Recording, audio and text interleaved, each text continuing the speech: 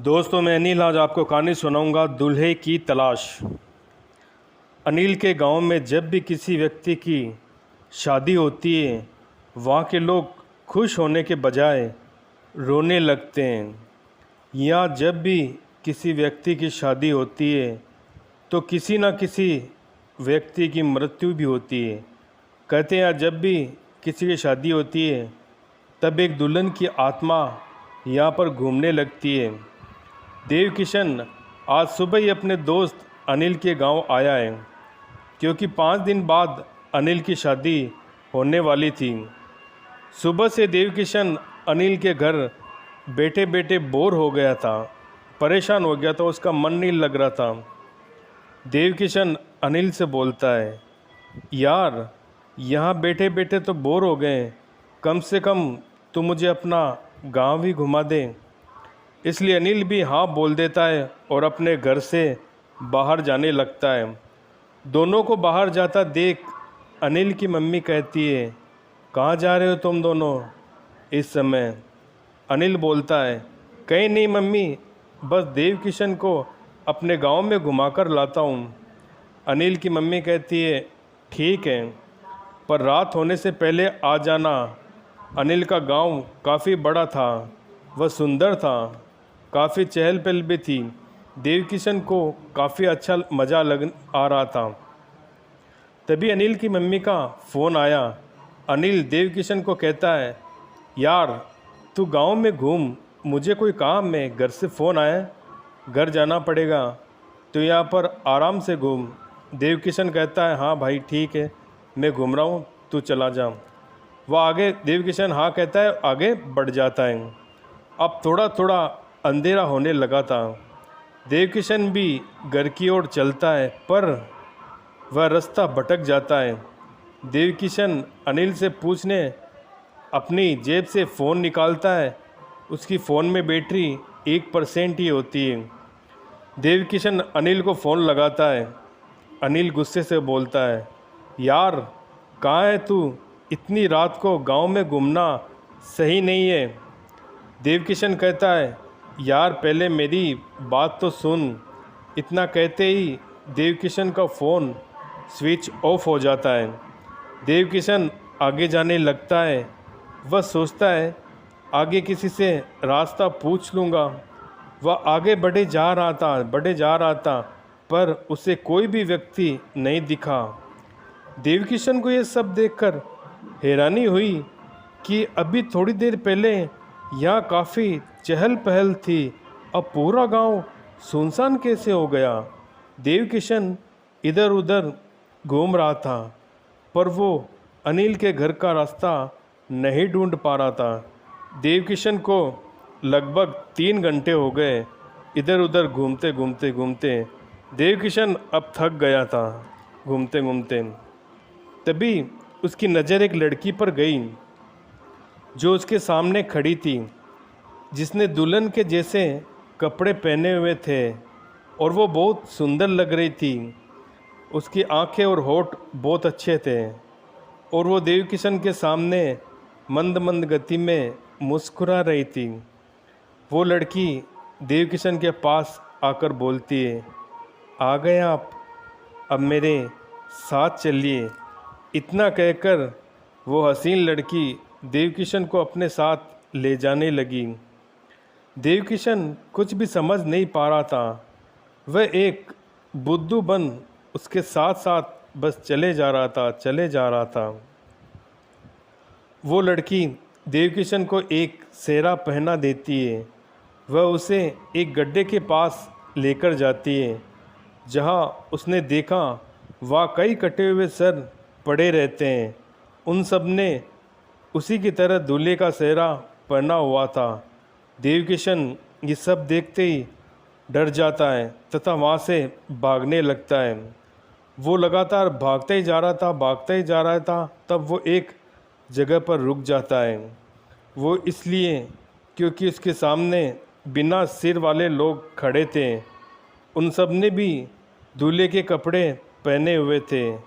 वे वही लोग थे जिनके सर उस गड्ढे में पड़े थे। देव किशन उनसे बचने के लिए पीछे की तरफ मुड़ा। भागने के लिए जैसे ही उसकी सांसें रुक गई, उसने देखा उसके पास वही लड़की खड़ी थी और उसके पास दूल्हे के कपड़े थे। वो धीरे धीरे गोविंद के पास आ रही थी अपनी मस्त चाल से, और वह बिना सिर वाले लोग भी उसके पास आ रहे थे। देवकिशन डरता ही जा रहा था, डरता ही जा रहा था। तभी देवकिशन जहाँ खड़ा था वहाँ अचानक से तेज रोशनी हो गई थी। देवकिशन ने नोटिस किया कि जब से वह रोशनी हुई है, वो लड़की और वो सिर कटे लोग वहीं पर रुक गए। देवकिशन समझ जाता है कि अब उसे ज़िंदा बचना है तो उसे यहीं पर रुकना होगा। देवकिशन उस खंबे के नीचे खड़े खड़े ही पूरी रात को निकाल देता है। देवकिशन सुबह अनिल के घर जाकर पूरी रात बात बताता है तो अनिल की मम्मी कहती है वो दुल्हन की आत्मा इस गांव में कई सालों से घूमती है, कई सालों से भटक रही है। कहते हैं कि उस लड़की की शादी जिस दिन होनी थी उसी दिन उस लड़की का कत्ल किसी ने कर दिया था। वह जब भी इस गांव में किसी की शादी होती है तो वो किसी न किसी की जान अवश्य ही लेती है। तुम इसलिए बच गए क्योंकि खंबे की LED लाइट तुम पर पड़ रही थी, क्योंकि कोई भी बुरी आत्मा सफ़ेद रोशनी में आने की कोशिश नहीं करती है, वो डर जाती है। शैतान का बदला। गोविंद गांव से शहर नौकरी करने आया था।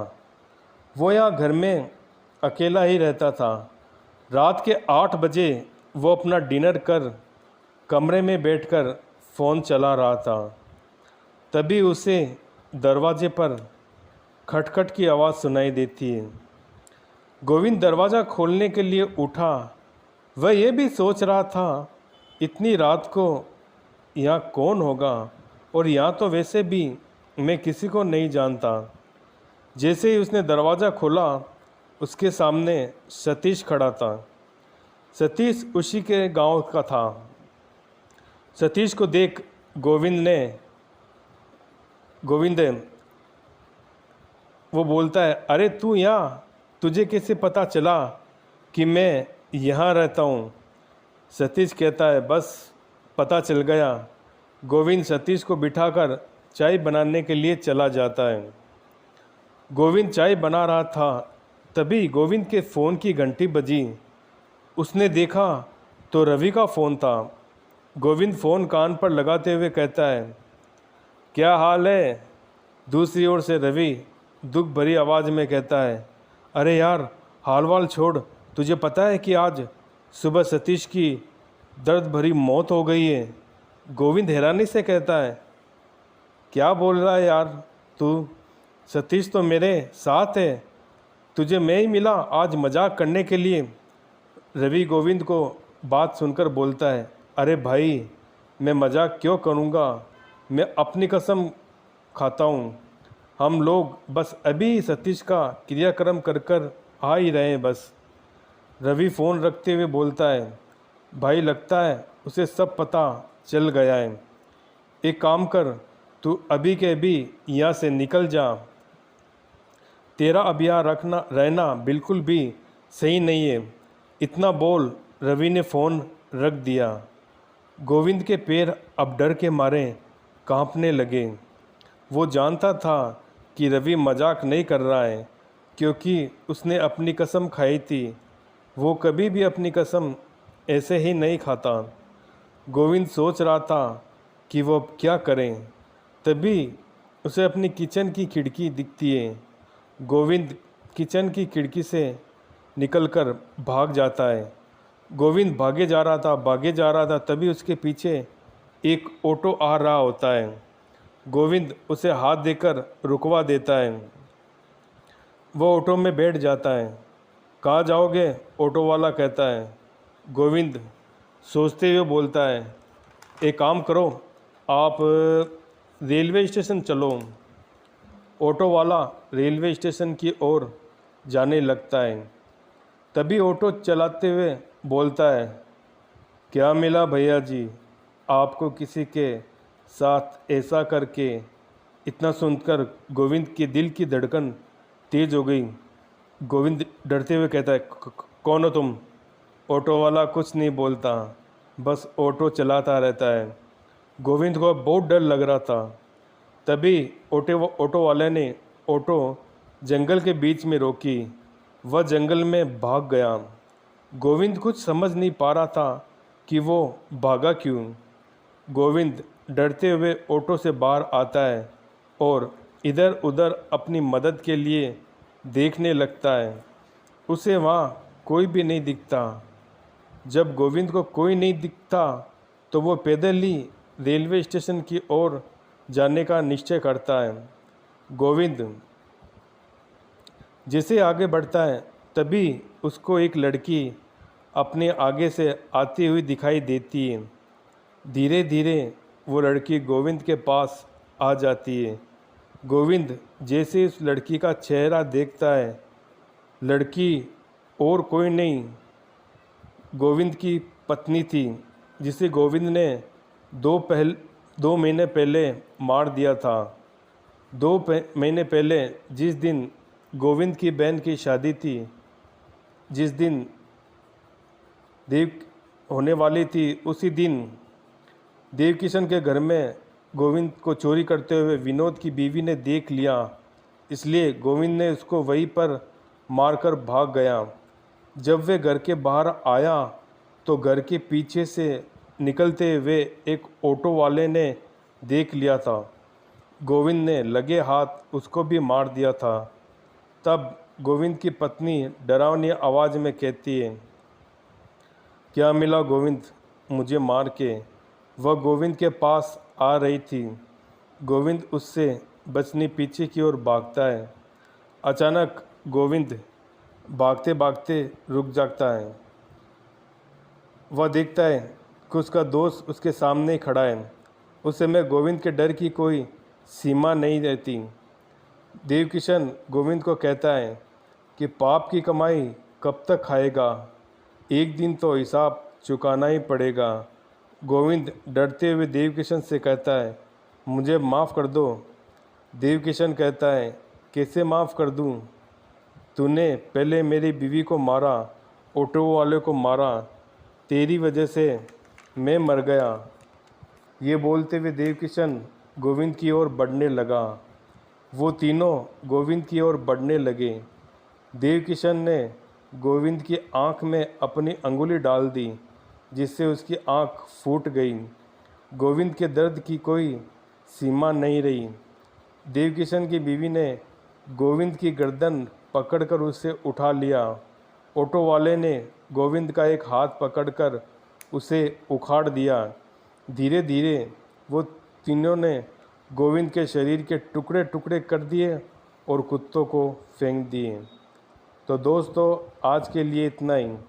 दोस्तों, अगर आप मुझे अपनी कहानी भेजना चाहते हैं तो मेरे इंस्टाग्राम आईडी पर भेज सकते हैं। मेरे इंस्टाग्राम आईडी है अनिल सारस्वत 2021।